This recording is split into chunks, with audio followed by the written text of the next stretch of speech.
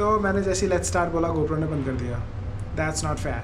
सो हम बुक पढ़ रहे थे बेबीलोन का रिचेस्ट पर्सन और बेबीलोन का सबसे अमीर आदमी। तो उसमें क्या होता है, जो राइटर होता है वो बहुत गरीब होता है, तो उसका एक दोस्त होता है जो उन्हीं के साथ पढ़ा लिखा होता है, बट वो बहुत अमीर हो गया होता है। बट कैसे, ऐसा कैसे, छीन टिपाक डम डम, तो हमें नहीं पता कैसे। तो हम वही सुनने जा रहे थे ऑडियो बुक के अंदर।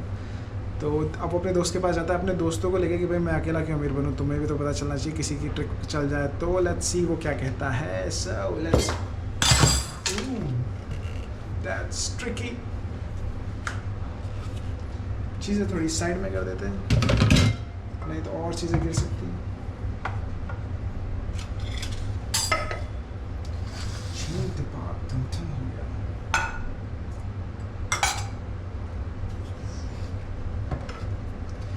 मैंने जूस बनाया था ऐश गार्ड का और लौकी का और त्रिफला डाला था और नींबू डाला था। हल्का सा फैल गया, साफ भी हमें ही करना पड़ेगा यार।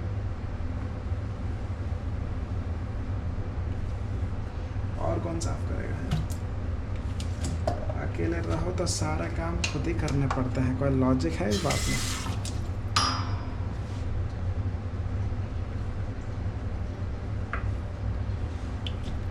और अपना काम खुद करना भी चाहिए, ऐसा सुना था हमने। गलत सुना हो तो बताओ। चलो थोड़ी बहुत सफाई के लिए इतना बहुत है, बुक स्टार्ट करते हैं। चल जाओ सिमसिम। भाई पीछे धुआं दिखाई दे ना तो घबराना मत। वो क्या होता है, वो कुछ तो होता है ना, वो जो महकता है, पूजा में लगाते हैं, लबून तफून लोबान करके कुछ होता है, वो चलाया है। तो शायद थोड़ा सा हो जाए गड़बड़, तो घबराना नहीं।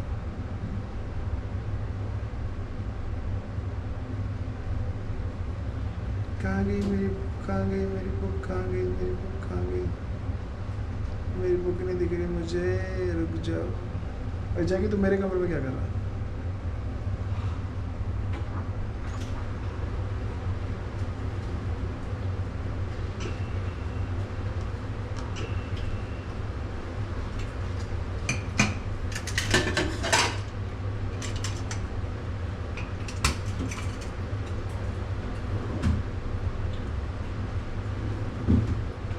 दोबारा सर्च करनी पड़ेगी।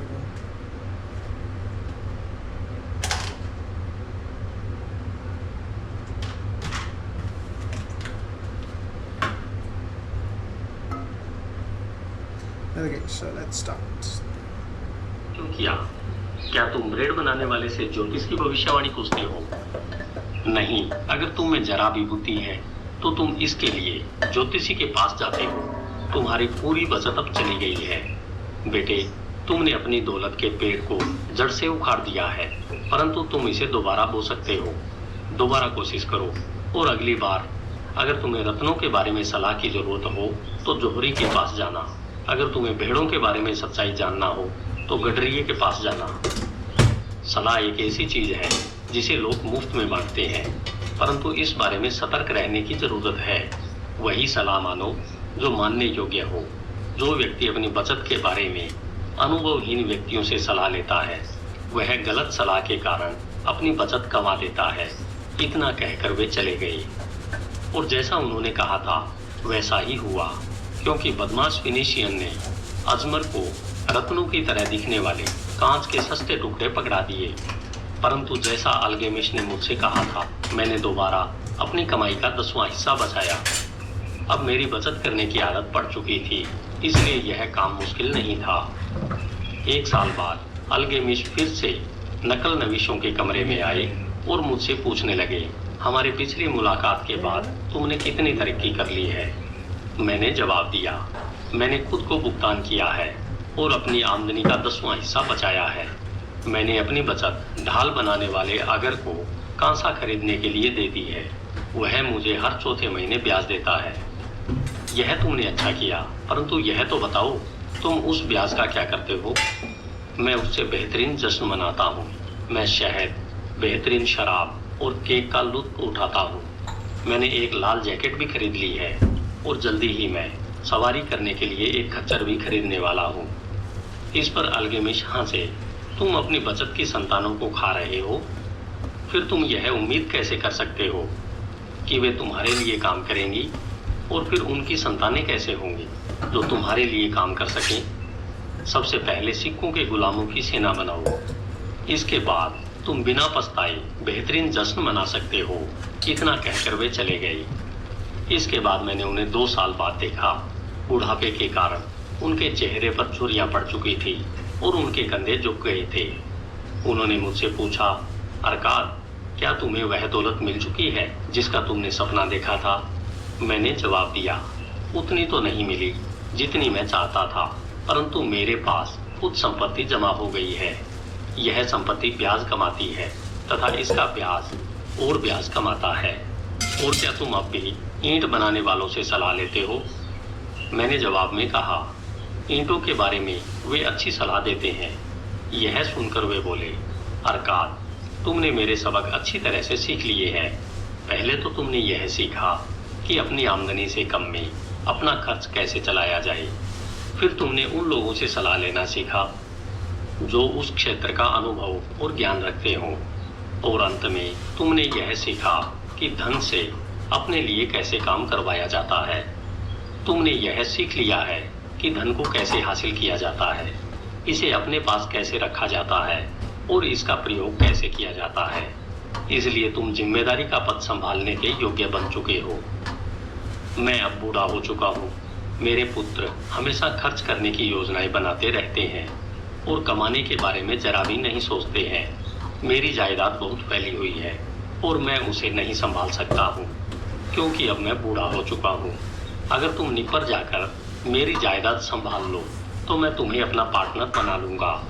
इस तरह मैंने निपर जाकर उसकी जायदाद संभाल ली जो काफ़ी बड़ी थी। चूंकि मुझ में प्रबल महत्वाकांक्षा थी और मैंने 3 नियमों में निपुणता हासिल कर ली थी, इसलिए मैंने उसकी जायदाद के लाभ को बहुत बढ़ा दिया। परिणाम यह हुआ कि मेरे पास काफ़ी पैसा आ गया और जब अल्गेमिश इस दुनिया से चले गए तो मुझे उनकी वसीयत के मुताबिक उनकी जायदाद का कुछ हिस्सा भी मिल गया। अरकाद ने जब अपनी कहानी खत्म की तो एक मित्र ने कहा, तुम सचमुच खुशकिस्मत थे कि अल्गेमिश ने तुम्हें अपना वारिस बनाया। मैं सिर्फ इस मामले में खुशकिस्मत था कि उनसे मिलने से पहले मेरे मन में दौलतमंद बनने की इच्छा थी। क्या 4 साल तक अपनी आमदनी का 10वां हिस्सा बचाकर यह साबित नहीं किया था कि मुझ में अपने लक्ष्य तक पहुंचने की लगन थी? क्या आप उस सफल मछुआरे को खुशकिस्मत कहेंगे जिसने बरसों तक मछलियों की आदतों का अध्ययन किया है ताकि वह हर बदलती हवा के साथ उन पर अपना जाल फेंक सके? अवसर एक घमंडी देवता है जो उन लोगों पर समय बर्बाद नहीं करता जो तैयार न हो। एक और मित्र बोला, आप में इतनी दृढ़ इच्छा शक्ति थी कि आप पहले साल की बचत डूबने के बाद भी यह काम करते रहे। इस मामले में आप असाधारण हैं। अरकाद ने कहा, इच्छा शक्ति? बकवास। क्या तुम्हें लगता है कि इच्छा शक्ति मनुष्य को वह बोझ उठाने की शक्ति दे सकती है जो ऊंट नहीं उठा सकता? क्या इच्छा शक्ति मनुष्य को वह भारी बैलगाड़ी खींचने की शक्ति दे सकती है जिसे बैल नहीं हिला सकते? इच्छा शक्ति और कुछ नहीं बल्कि वह काम करने का दृढ़ संकल्प है जिसे पूरा करने का आपने फैसला किया है। अगर मैंने कोई काम करने का फैसला किया है तो चाहे वह कितना ही छोटा क्यों न हो, मैं उसे पूरा करता हूँ, वरना मुझ में महत्वपूर्ण काम करने के लिए आत्मविश्वास कैसे आएगा? अगर मैं खुद से यह कहूँ, शहर जाने वाले पुल को पार करते समय मैं 100 दिन तक हर दिन सड़क से एक कंकड़ उठाकर नदी में डालूंगा, तो मैं ऐसा हर दिन करूंगा। अगर 7वें दिन पुल पार करते समय मैं कंकड़ डालना भूल जाऊं, तो मैं लौटकर यह नहीं कहूंगा, कल मैं 2 कंकड़ डाल दूंगा, इससे कोई फर्क नहीं पड़ेगा। नहीं, मैं दोबारा पुल तक जाऊंगा और कंकड़ डालूंगा। न ही 20वें दिन मैं खुद से यह कहूंगा, अरकाद, यह बेकार का काम है, हर दिन एक कंकड़ डालने से क्या फायदा होगा? इससे अच्छा तो यह है कि मुट्ठी भर कंकड़ उठाकर नदी में एक साथ डाल दो और इस झंझट को खत्म करो। नहीं, मैं ऐसा नहीं कहूँगा। मैं ऐसा नहीं करूँगा। जब मैं किसी काम को करने का फैसला करता हूँ तो मैं उसे पूरा करके ही दम लेता हूँ। इसलिए मैं इस बात का ध्यान रखता हूँ कि मैं कठिन और अव्यावहारिक काम शुरू न करूँ, क्योंकि मुझे फुर्सत में रहना और आराम करना पसंद है। फिर एक मित्र और बोला, आपकी बातें तर्कपूर्ण हैं, और अगर ये सच है तो यह काम बहुत आसान है। अगर सब लोग ऐसा ही करने लगे तो फिर दौलत इस हाथ से उस हाथ तक कैसे पहुंच पाएगी? अरकाद ने जवाब दिया, जहां भी मनुष्य श्रम करते हैं वहां दौलत बढ़ती है। अगर कोई अमीर आदमी एक नया महल बनाता है तो क्या उसका खर्च किया हुआ पैसा गायब हो जाता है? नहीं, ईंट वाले को इसका एक हिस्सा मिलता है, मजदूरों को इसका एक हिस्सा मिलता है, कारीगर को एक हिस्सा मिलता है। जो भी उस महल को बनाने में मेहनत करता है उसे उस धन में से हिस्सा मिलता है। और जब महल बनकर तैयार हो जाता है तो क्या यह इसकी लागत जितना मूल्यवान नहीं होता है? क्या महल बनने के कारण उस भूमि का मूल्य नहीं बढ़ जाता है जिस पर वह बना हो? और क्या महल बनने के कारण इसके आसपास वाली भूमि की कीमत नहीं बढ़ जाती है? दौलत जादुई तरीके से बढ़ती है। कोई भी व्यक्ति इसकी सीमा की भविष्यवाणी नहीं कर सकता। फिनिशियंस के समुद्री जहाज दूसरे देशों के व्यापार से जो धन कमा कर लाते हैं, क्या उस धन से वीरान समुद्री तटों पर बड़े शहर नहीं बना दिए हैं? एक और मित्र ने पूछा, तो फिर आप हमें अमीर बनने के लिए क्या करने की सलाह देते हैं? हमारे बहुत साल बर्बाद हो चुके हैं, हमारी जवानी चली गई है और हमारे पास बचत के नाम पर कुछ भी नहीं है। मैं सलाह देता हूं कि आप अल्केमिस्ट की समझदारी से सीख लें और खुद से कहें, मैं जितना कमाऊंगा उसका एक हिस्सा खुद रखूंगा। इस वाक्य को सुबह उठते समय दोहराएं, इसे दोपहर में दोहराएं, इसे रात में दोहराएं, इसे हर दिन हर घंटे दोहराएं। आप खुद से तब तक यह कहते रहें जब तक कि ये शब्द आसमान में आग के अक्षरों की तरह साफ नजर न आने लगे। अपने मन पर इस विचार की मोहर लगा लें, अपने मस्तिष्क में इस विचार को भर लें। फिर आमदनी का जितना हिस्सा तर्कसंगत लगता हो उतना बचाएं। आपकी यह बचत आपकी आमदनी के 10वें हिस्से यानी 10% से कम नहीं होना चाहिए। फिर इस हिस्से को अलग रख दें। अगर आवश्यक हो तो अपने बाकी खर्च कम कर दें, परंतु सबसे पहले 10वें हिस्से को अलग रख दें। जल्दी ही आप खुद को एक ऐसे खजाने का स्वामी पाएंगे जिस पर सिर्फ आपका हक होगा। इससे आपको बहुत सुख मिलेगा। जब आपका खजाना बढ़ेगा तो इससे आपको प्रेरणा मिलेगी। जिंदगी का एक नया आनंद आपको रोमांचित करेगा। फिर आप ज्यादा कमाने के लिए ज्यादा कोशिश करेंगे, क्योंकि आपकी आमदनी जितनी बढ़ेगी आपकी बचत भी उतनी ही बढ़ेगी। इसके बाद अपने खजाने से अपने लिए काम करवाना सीखें। इसे अपना गुलाम बनाएं। इसकी संतानों और इसकी संतानों की संतानों से अपने लिए काम करवाएं। भविष्य की आमदनी सुनिश्चित कर लें। बूढ़े लोगों को देखें और यह याद रखें कि किसी दिन आपकी गिनती भी इन्हीं लोगों में होगी। इसलिए अपने खजाने का निवेश बहुत सावधानी से करें ताकि आप इसे गंवा न दें। बदले में बहुत ज्यादा मुनाफा वह धोखेबाज जलपरी है जो अपने मधुर गीत से असावधान व्यक्ति को मोहित करके चट्टानों की ओर आकर्षित करती है, जहां वह नुकसान और पश्चाताप की चट्टानों से टकराकर ध्वस्त हो जाता है। इस बात की व्यवस्था भी कर लें कि अगर देवता आपको अपने पास बुला लें तो आपके परिवार पर आर्थिक संकट न आए। समय समय पर बीमे का थोड़ा भुगतान करने से ऐसी सुरक्षित व्यवस्था करना संभव है। इसलिए समझदार व्यक्ति ऐसे समझदारीपूर्ण उद्देश्य के लिए धन खर्च करने में देर नहीं करता है। बुद्धिमान लोगों से सलाह लें। धन संबंधी काम करने वाले लोगों से सलाह लें। वे आपको उस तरह की गलती से बचा लेंगे जो मैंने अपने धन की ईंट बनाने वाले अजमर के हवाले करते समय की थी। कम परंतु सुरक्षित लाभ जोखिम लेने से बेहतर है। जब तक आप इस दुनिया में हैं, इसका आनंद लें। अपनी क्षमता से ज्यादा मेहनत न करें। बहुत ज्यादा धन बचाने की कोशिश भी न करें। अगर आप अपनी आमदनी के 10वें हिस्से को आराम से बचा सकते हैं तो इतना बचाकर ही संतुष्ट रहें। इसके अलावा अपनी आमदनी के हिसाब से जिंदगी गुजारें। बहुत ज्यादा कंजूस न बने। नए ही खर्च करने से डरें। जिंदगी बहुत अच्छी है और जिंदगी में ऐसी बहुत सी चीजें हैं जिनका आनंद लिया जाना चाहिए। अरकाद के मित्रों ने उसे धन्यवाद देकर उससे विदा ली। लौटते समय कुछ मित्र तो खामोश थे, क्योंकि उनमें कल्पना शक्ति नहीं थी और वे अरकाद की बातों का पूरा मतलब नहीं समझ पाए थे।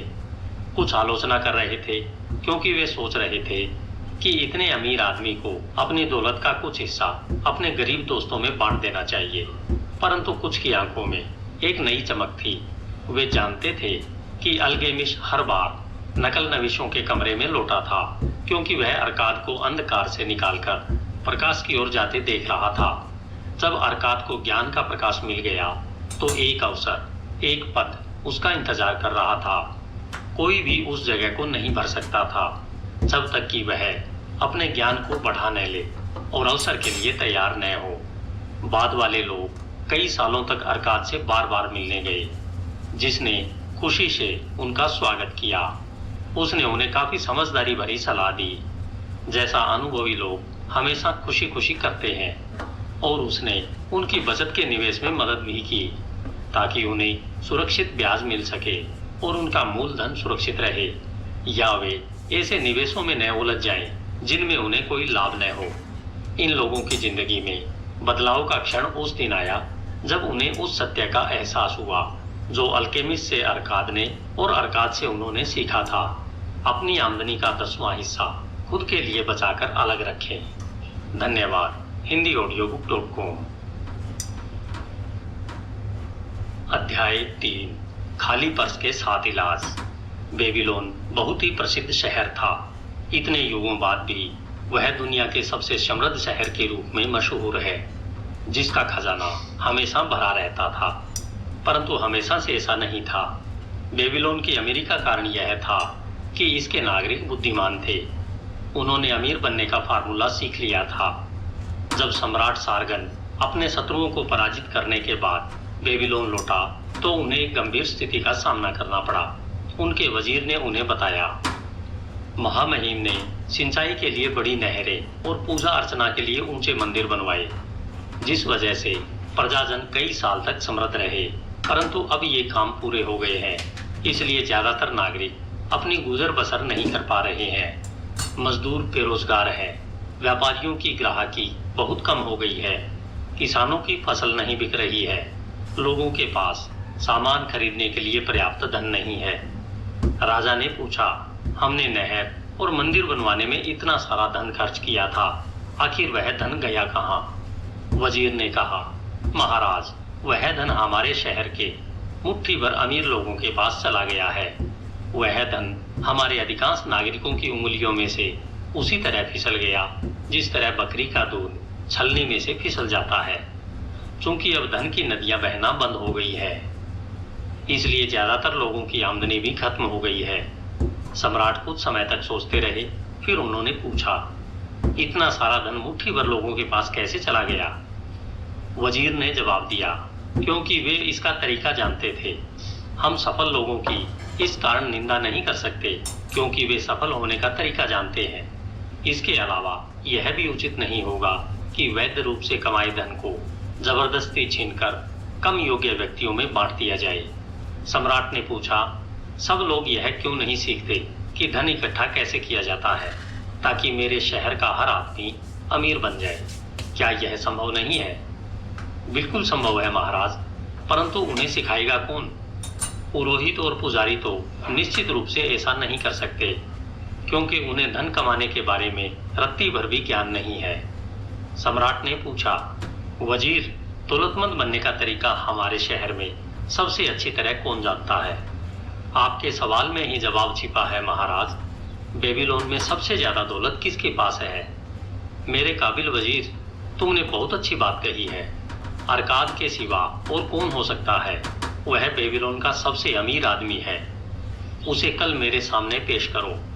अगले दिन सम्राट के आदेश के अनुसार अरकाद उनके सामने उपस्थित हुआ। हालांकि उसकी उम्र 70 वर्ष हो चुकी थी, परंतु वह अब भी चुस्त और फुर्तीला था। सम्राट ने कहा, अरकाद, क्या यह सच है कि तुम बेबीलोन के सबसे अमीर आदमी हो? लोग ऐसा कहते हैं महामहिम, और कोई भी इसका विरोध नहीं करता। तुम इतने दौलतमंद कैसे बने?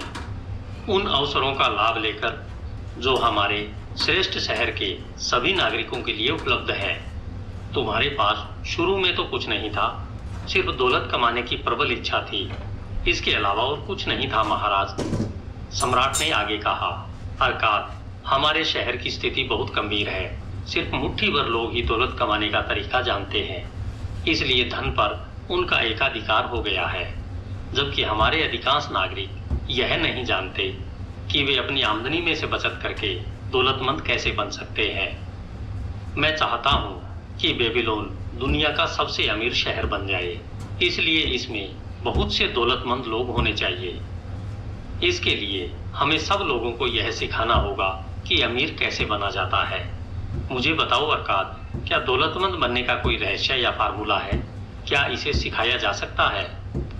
महामहिम, जो एक व्यक्ति जानता है उसे दूसरों को भी सिखाया जा सकता है। सम्राट की आंखों में चमक आ गई। अर्काद, तुमने वही शब्द बोल दिए जो मैं सुनना चाहता था। क्या तुम इस महान काम में अपना सहयोग दोगे? क्या तुम कुछ लोगों को सिखा सकते हो जो आगे चलकर दूसरों को सिखाएं? जब तक कि हम अपने शहर के हर नागरिक को अमीर बनने का फार्मूला न दिखा दें। अर्काद ने सिर झुकाकर कहा, मैं आपका विनम्र सेवक हूँ और आपके आदेश का पालन करूंगा। मेरे पास जितना भी ज्ञान है मैं उसे अपने साथी नागरिकों की बेहतरी और सम्राट की संतुष्टि के लिए खुशी खुशी दूंगा। अगर वजीर साहब मेरी कक्षा के लिए 100 लोगों का प्रबंध कर दें तो मैं उन्हें खाली पर्स के 7 इलाज बताऊंगा। कभी मेरा पर्स भी बेबीलोन का सबसे खाली पर्स था, परंतु मैंने इन 7 इलाजों से उसे मोटा कर लिया। 15 दिन बाद सम्राट के हुक्म से 100 लोग शिक्षण मंदिर के बड़े हाल में एकत्रित हुए। वे अर्धवृत्त के आकार में बैठे थे। अर्काद एक छोटे चबूतरे पर बैठा था। वहां पवित्र दीपक जल रहा था, जिसमें से एक अजीब और अच्छी खुशबू आ रही थी। जब अर्काद उठा तो एक विद्यार्थी ने अपने पड़ोसी को कोहनी मारते हुए कहा, बेबीलोन के सबसे अमीर आदमी को देखो, परंतु वह भी हम लोगों की तरह इंसान ही है।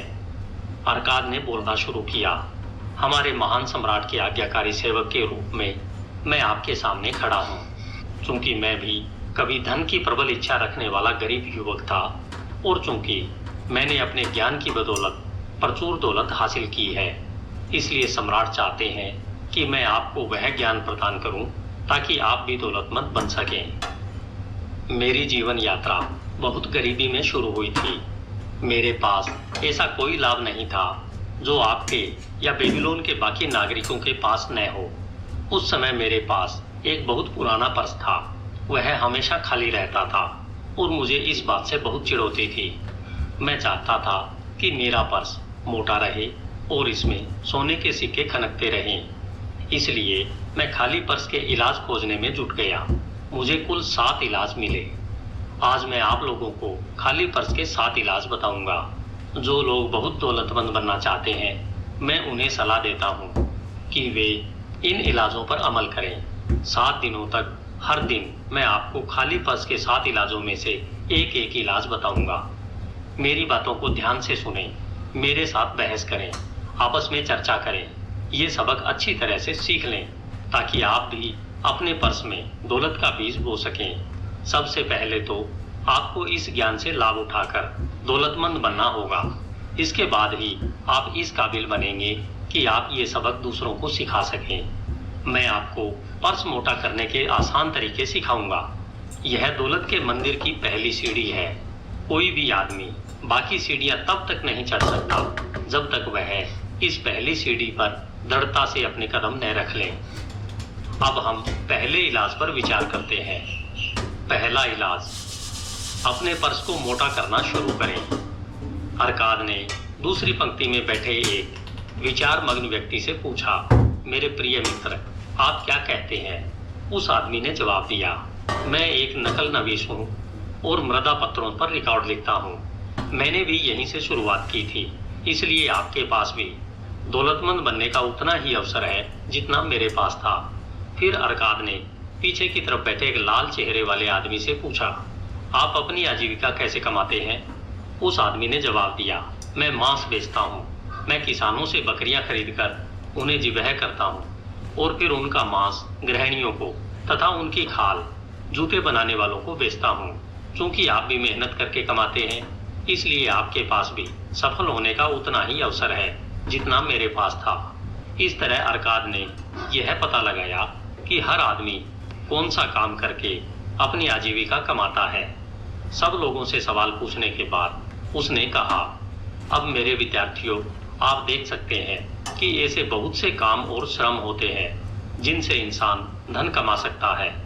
कमाई का हर तरीका धन की नदी की तरह है।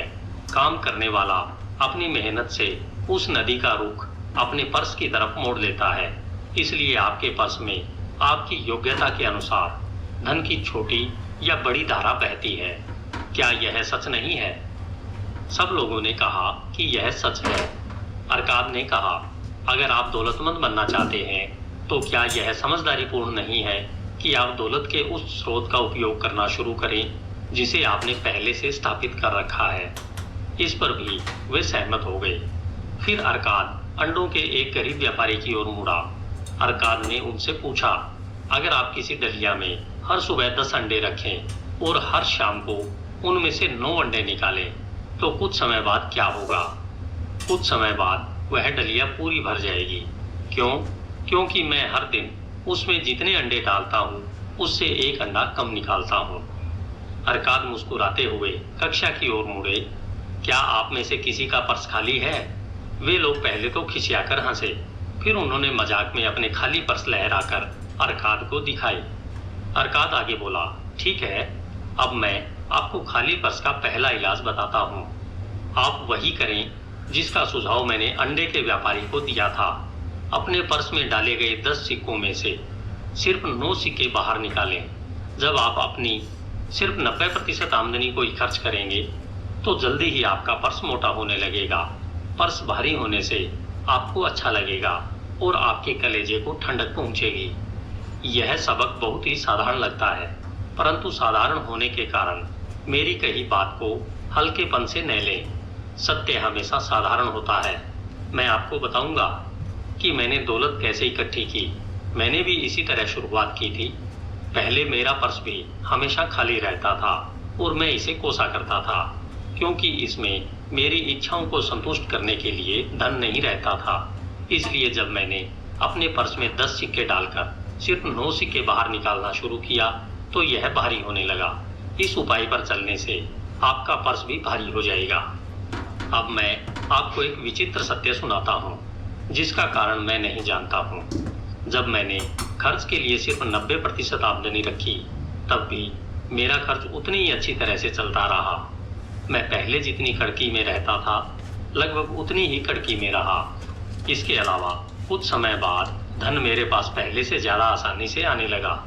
निश्चित रूप से यह देवताओं का नियम है कि जो व्यक्ति अपनी आमदनी का एक निश्चित हिस्सा बचा कर रखता है और उसे खर्च नहीं करता है, उसके पास धन ज़्यादा आसानी से आता है। इसी तरह यह भी सही है कि धन खाली पर्स वाले पर मेहरबान नहीं होता है। आप किस चीज़ को पाने के ज़्यादा इच्छुक हैं? क्या आपके लिए रोज़मर्रा की तत्कालिक इच्छाओं की संतुष्टि ज़्यादा महत्वपूर्ण है? आभूषण, वस्त्र, सजावट की चीज़ें, बेहतरीन व्यंजन, ये चीज़ें जल्दी ही चली जाती हैं और भुला दी जाती है। या फिर आपके लिए दूरगामी इच्छाएं ज़्यादा महत्वपूर्ण है? विशाल जायदाद, स्वर्ण, भूमि, मवेशी, व्यापार, आमदनी देने वाले निवेश। आप अपने पर्स में से जो सिक्के निकालते हैं उनसे आपकी तात्कालिक इच्छाएं पूरी होती है। आप अपने पर्स में जो सिक्के बचाते हैं उनसे आपकी दूरगामी इच्छाएं पूरी होती है। मेरे विद्यार्थियों, यह खाली पर्स का पहला इलाज था जिसे मैंने खोजा था।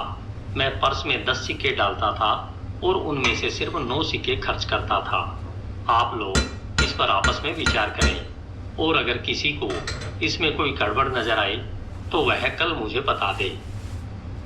दूसरा इलाज, खर्च को नियंत्रित करें। अरकाद ने दूसरे दिन अपने विद्यार्थियों को संबोधित करते हुए कहा, आप में से कुछ लोगों ने मुझसे यह पूछा है, जब कोई अपनी पूरी आमदनी में अपना खर्च नहीं चला पाता है तो वह अपने पर्स में डाले गए 10 सिक्कों में से एक सिक्का कैसे बचा सकता है? कल आप में से कितनों के पर्स खाली थे? सब ने जवाब दिया, हम सब के। परंतु आपकी आमदनी समान नहीं है। कुछ लोग दूसरों से ज्यादा कमाते हैं, कुछ का परिवार ज्यादा बड़ा है, इसलिए उनका पालन पोषण करने में वे ज्यादा खर्च करते हैं। परंतु आमदनी और खर्च अलग अलग होने के बावजूद आप सबके पर्स एक जैसे यानी खाली थे। अब मैं आपको इंसानों के बारे में एक असामान्य सच्चाई बताऊंगा। वह सच्चाई यह है, हमारे आवश्यक खर्च हमेशा हमारी आमदनी के अनुपात में बढ़ते रहेंगे जब तक कि हम इन्हें रोकने की कोशिश न करें। आवश्यक खर्च और इसकी इच्छाओं के बीच के फर्क को नज़रअंदाज न करें।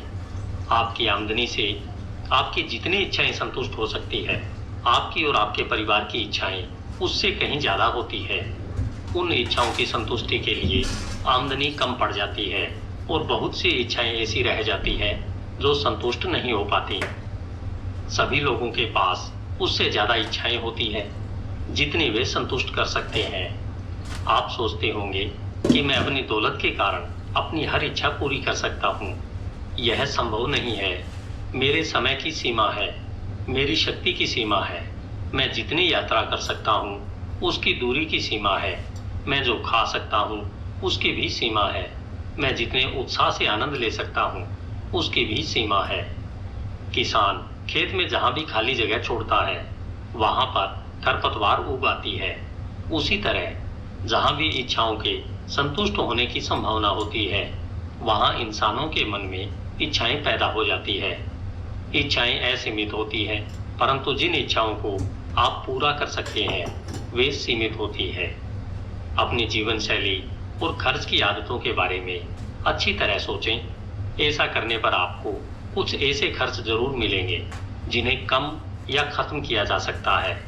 यह लक्ष्य बना लें कि आप जो भी सिक्का खर्च करें उसके बदले में आपको 100% संतुष्टि मिले।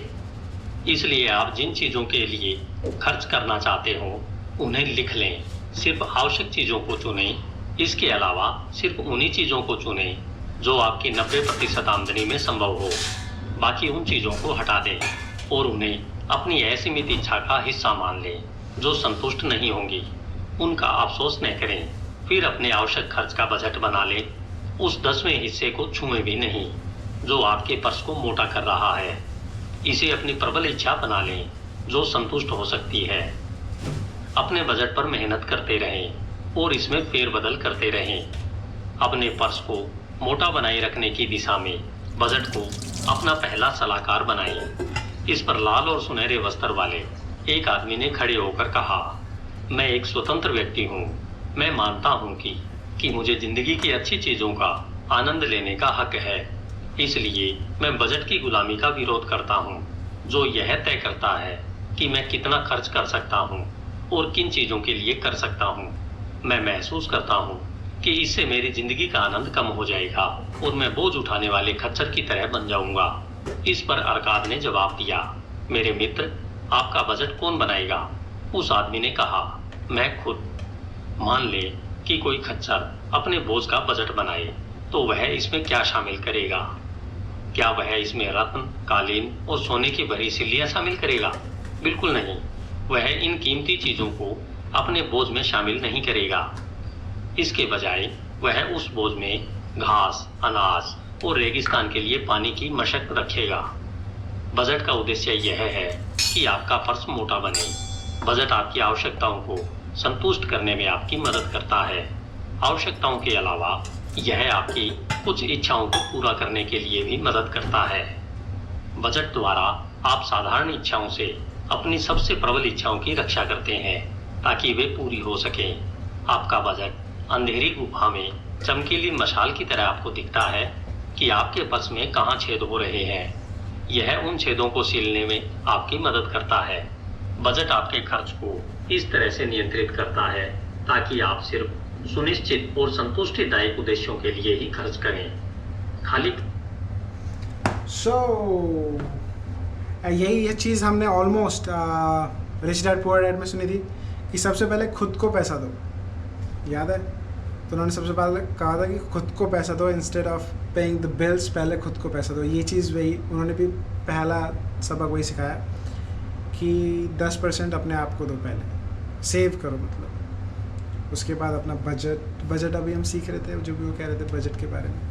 So will continue this. मेरी आंखों में तुम्हें नींद नज़र आ रही होगी क्योंकि मैं सुबह ऑफिस से आया, फिर जिम गया, फिर मैंने छोटे के लिए राइस बनाया, फिर मैंने अपने लिए खाना बनाया, अब हो गया खाने का टाइम, तो मेरी आंखों में भरी है नींद। So I'll see you guys tomorrow maybe, right? See you. GoPro, stop recording.